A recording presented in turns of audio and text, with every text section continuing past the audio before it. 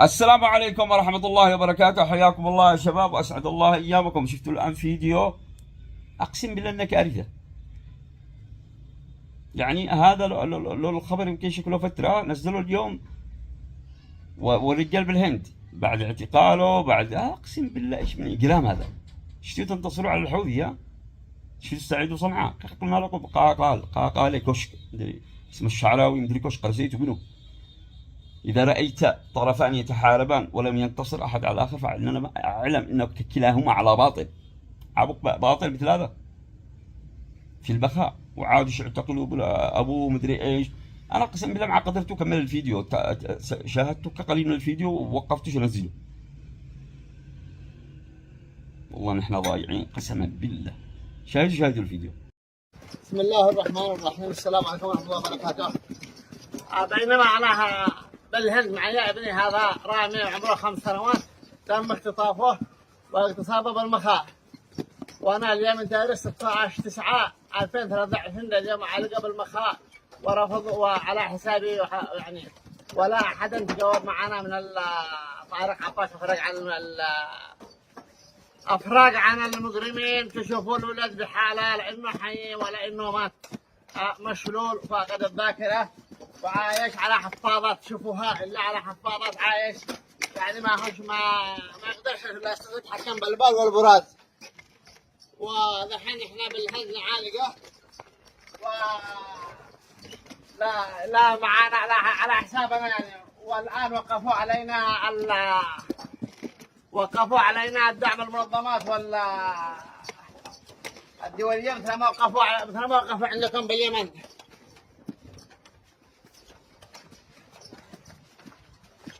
وهذا شوفوا هذا دواء، هذا حق هذا العلاجات، دواء حقه.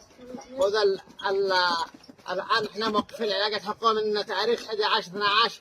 هذا حق مركز الحالات النفسية، وهذا حق صندوق المعاقين هنا، مستشفى المعاقين، وهذا حق المستشفيات يعني كله. يعني احنا حصلنا بالمخاء بعد الجريمة مرقوبة بالشارع بهذا الحالة، مرقوم بهذا الحالة. ونحن الآن لا عاد لنا مع من نتخاطب، لا حصلنا لا رئيس جمهورية ولا رئيس حكومة. العاد نائب العام ما قدرش يلقى النيابة، عادهم لاحقونا بعد العصابة، بعد الاغتصاب بيومين بأسبوعين. قطعوا لي بعصابة الحرم وعلى الرصاص. قال لهم الشكي عادوا لهم كدوش بغيبوا باش طلعناش نشوف بنا بحثونا ورحنا من الساعة 10 بالليل بحارة العمودي بالمخاء. وقال الله على القرداعي بعد 5 أيام لما رحتم تقتلوا الغريب النفسية وحمل الغرماء. قال دخول الحبس. وقال بعد وكيل النيابة للحمال لما قال هم قال له يعصب بعقلك كيف يدخل الحبس. وهذا الآن يعني أين نتجه احنا الآن؟ الأولاد الآن ما شاء بالله عليكم ايش الحل للقضية للجريمة هذه؟ والذي يجاوبوا يعني يدافعوا على طارق عفاش. يعني بالله عليكم هذا يعني هل هذا اخلاق الانسانيه؟ لا دوقنا لا على الاخلاق، لا عند الصغير ولا عند الكبير. نجي نتكلم وقوبوا الاعلاميين كامل حق المخاء والعسكر ودخلوا يشوفوا على الصبر. واللي يحجج والله ما تقدر تروح، اتحجج تروح لا نقتلوك. تتكلم عن طارق عفاش والله ما تخرج من المطار الا قفه هامده. يعني اعتبروا البلاد حقهم ما فيش اي مسقه، ما في يعني البلد حقها ما تدك. وانا اودي مناشده للجمهوريه اللي من كافه الجهات يعني ان يعملوا حل وضعنا للطفل هذا. احنا الان بالهند وقفوا علينا العلاج حقهم، وقف من تاريخ 11/2/2025 من سبب ما وردناش بس المستشفى $2000. وما حدا استجاب معي ولا حدا تساعد معي الا الدكتوره نوال النعمان اللي عدلت الجمهوريه. نوال النعمان اللي يقول لك الدكتوره نوال النعمان عدلت الجمهورية كله. العام الماضي $5,300 لما كنت مشكلة بالفندق بالمستشفى مع مترجم حققوا جوازاتي وخرجوا لنا الشارع. تجاوبت معي الدكتورة نوال النعمان والدكتور محمد الخضيري، وارسلوا لي $5,300 غيرهم ما حد يجاوب معي، لا قريب ولا بعيد ولا دولة ولا حكومة ولا مجرم. والمجرمين تحدوا يشجعوا. يعني ما عندك واحد من المجرمين رياض الراشدي صار عسكري روسيا مع عبد الله القايبري. وهذه الجريمة وراء عصابة كبير جدا. بالله عليكم الآن هل يرضيكم الحالة هذا؟ بالله عليكم ايش يفعل بالآن هذا؟ ايش افعل؟ ايش النتيجه له؟ يعني اين موقع كيف سيعيش؟ اين اتجه به؟ وانا الان اوجه اناشد الجمهوريه اللي من كفر المملكه ان يعملوا لنا حل، وان يحيلوا الغرماء، ضبط الغرماء ياسر اسماعيل البريق وفؤاد المشرقي ورياض قدو برسي الله نصيب الله شجع الله ربي ضربه من حق اوكرانيا باذن الله. وقال الله عمر هذا قال الله البحث القناعي هذا من الثلاثه اللي شنو يتحاكموا. ومعانا اللي يقول لك انت عملت تنازل، انا اقول له لا عملت له تنازل ولا دخلت له قسم شرطه ولا نيابه ولا محكمه. عاد وكيل النيابه اتصلت به قال والله لو تجيه لا ادخلك السجن. يعني ما اين هذاك ولا حقنا السيابه تحت هيئه العبد وحاختطفونا بعدن، شلونا من الكراع لا يافع ولا لاحق، شلونا بعدين بالحزام الامني بل سعد، وبعدين شلونا بالتربه، شلونا بعد اسمه هذا بالضبط كانوا يخبرون بلع لما عبد السلام الحدي مدير السجن المركزي حق لحق اللي اختطفناه نشكركم تعبت فيه انا وابن الكراع. بس بالاخير بعد اسبوعين فرقوا عني بالالتزام ان انا ما عملش منشورات على طارق عفاش ولا عمل منشورات على العصابه كامل. فاحنا الان القضيه اتفق قدامكم انفذوا على هذه الحاله.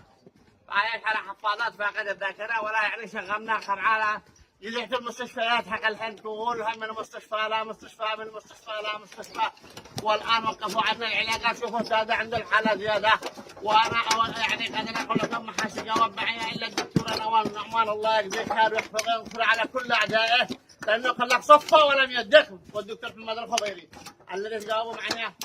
يعني خلال ما قالت الدكتور نوال نعمان انا بالشارع قدامي صور ونزلت صوري بالفيسبوك الصبح ارسلها ب $500 قالت لازم ادخل الفندق واستاجر ودخل الفندق. لما خرجنا من الفندق وحجزوا عليه كل حاجه.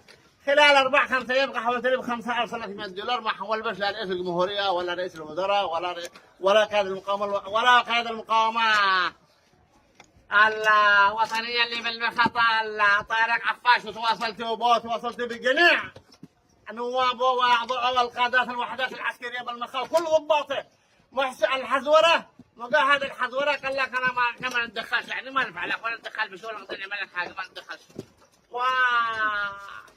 نشوفوا كلهم الامن القوات المسلحه تواصلت بهم على واحد القاده يقول لك احنا ما نقدر شغلهم، يعني قادات المقاومه الوطنيه يقول لك شغلهم بالفيسبوك، شغلهم للاعلام، شغلهم لان طارق عفاش مسكين.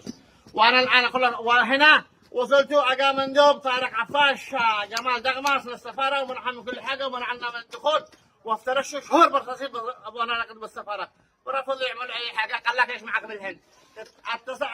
عندها الفيزا حكيت وصلت بهم قلت لهم كيف نعمل الفيزا؟ قالوا ادري عن الاحقاق بدرجه ارسلوا لي بالغاء الفيزا. وبعدها كنت اتصل بالقنصل محمد سعيد الشرعبي قال لي اخرج من الهند مو معك لانه الهند معاه بصيره بحق امه هنا. وانا اناشد الكافات بالشهر الكريم هذا الجهه الجمهوريه اليمنيه، يعني من ما سمع الفيديو حقي ان يعمل لنا حال بحالات المجرمين الجزائر خاصه بعدل المحاكمه وعلاج الاولاد حقي وعمل له حل الحياه كيف يعيش بين المجتمع هذا. والدكاتره يقول لك انا من ما وصلت من تاريخ 16/9/2023 لليوم هو بهذه الحاله. كيف يعيش هذا بعد، كيف عايش يعيش بعد ذلك؟ لانه حي ولا انه ميت. ونحن الان ما فيش اي ملقى. كان المنظمات ويساعدوا احنا بالعلاجات. الان وقفوا علينا لهم من شهر واحد ولا حصلنا لا باب ولا حصلنا ما قال احنا نسكن بالشارع بالهند. وانا اوجه ندائي ومسجل الى كافه الجهات الرسميه والمدنيه والجهات الانسانيه والمنظمات والجمعيات في الجمهوريه اليمنيه وكل المسؤولين وكل الشعب اليمني من صغيرهم لا كبيرهم ان يعملوا لنا حل نظر من عين نظره لحالات الطفل هذا. هل يرضيكم؟ اعتبروا هذا الذي يوبوا والذي يسبوا اعتبروا ابنك، اعتبروا اخوك، وشفت الحاله كيف هي. والسلام عليكم ورحمه الله وبركاته.